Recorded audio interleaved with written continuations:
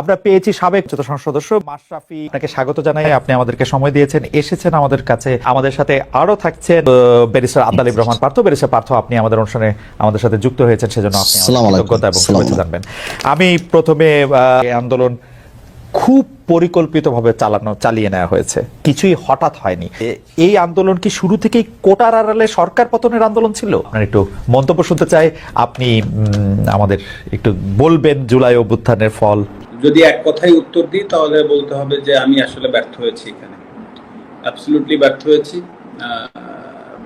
প্রথম যে জিনিসটা, আর দ্বিতীয় কথা হচ্ছে যে আমি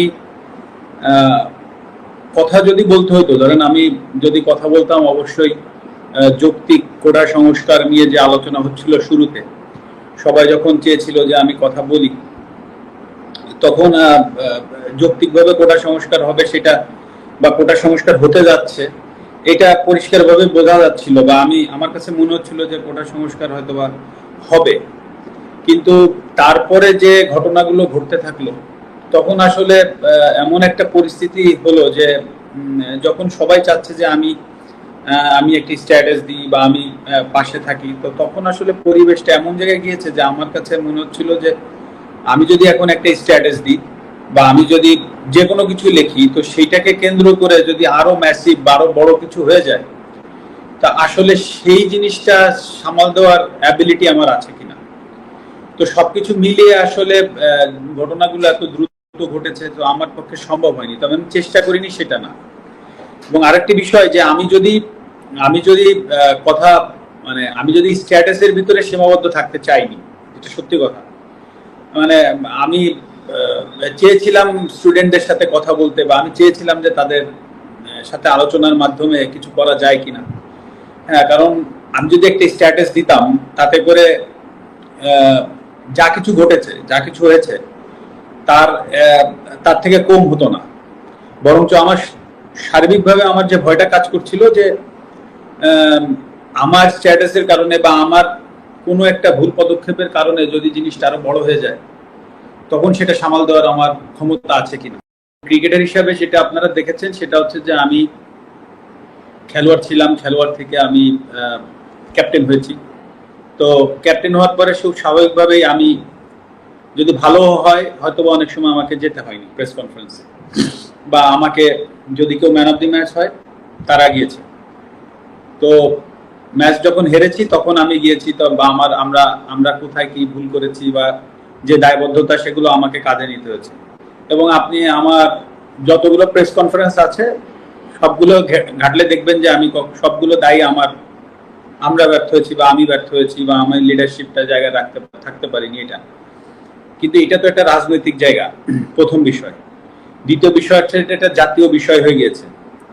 আবার এই আমি আমার দলের ক্যাপ্টেনও না, আমি আমার দলের অধিনায়কও না, আমি আমার দলের সহ অধিনায়ক।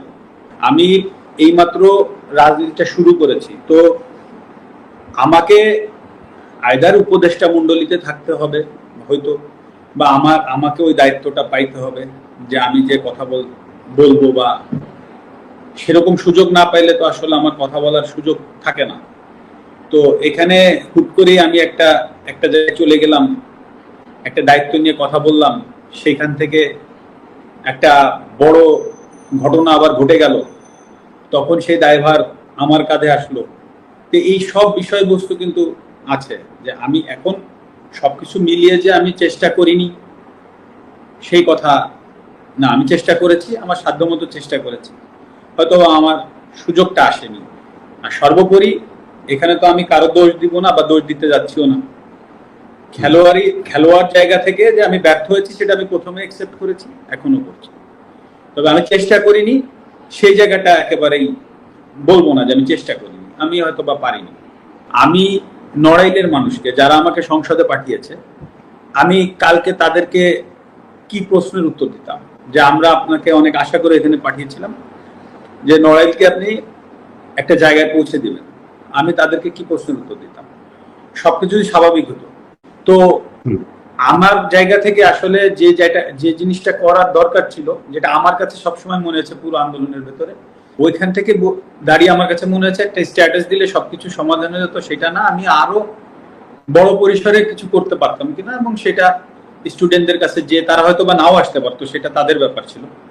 কিন্তু আমার হয়তো বা ওই খারাপ লাগাটা থাকতো না যে না আমি চেষ্টা করিনি বা চেষ্টা করে পারিনি, সেই জায়গাটা হয়তো বা আমার থাকতো না।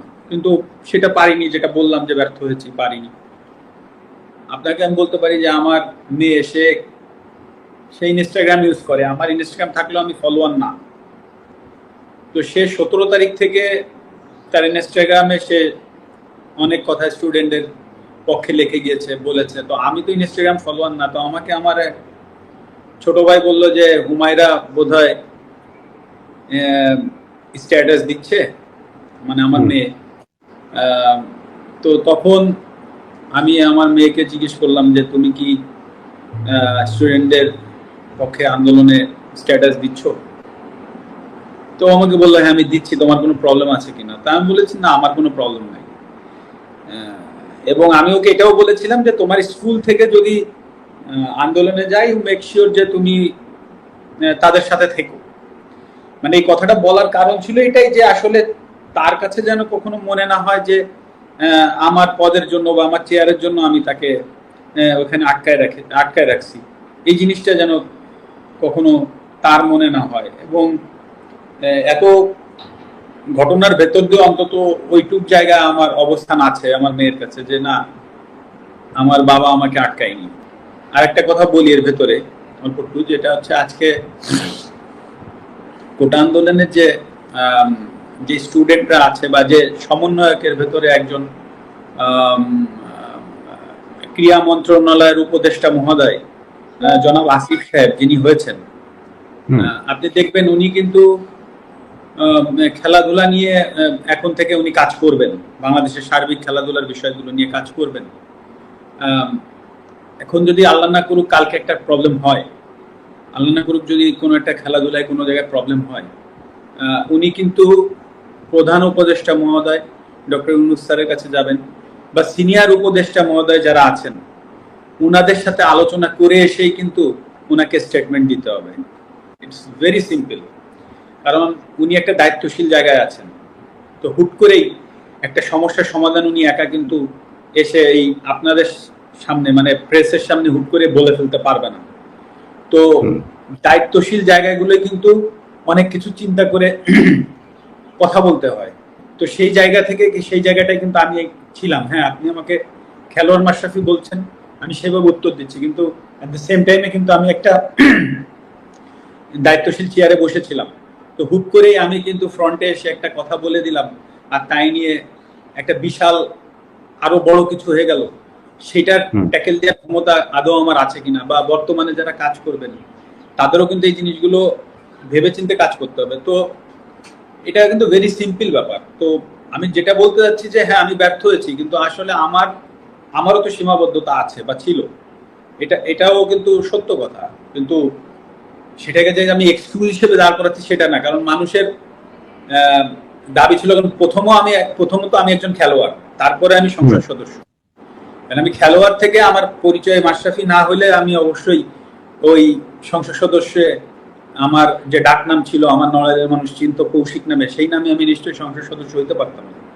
তো খেলোয়াড় মাশরাফির জায়গায় যে আমি ব্যর্থ হয়েছি সেটা কিন্তু আমি একবারও বলছি না। বাট আপনি এট দ্য সেম টাইমে ভাবেন যে আমি একটা সংসদ সদস্য ছিলাম একজন, সেই পজিশন থেকে হুট করে আমি একটা মন্তব্য করার থেকে বরঞ্চ আমি ওইখানে যে সমাধানের চেষ্টা করাটা আমার জন্য আরো ইজি হইতো, বা আমি সেটাই চেষ্টা করেছি, সেটা হয়তো আমি পারিনি।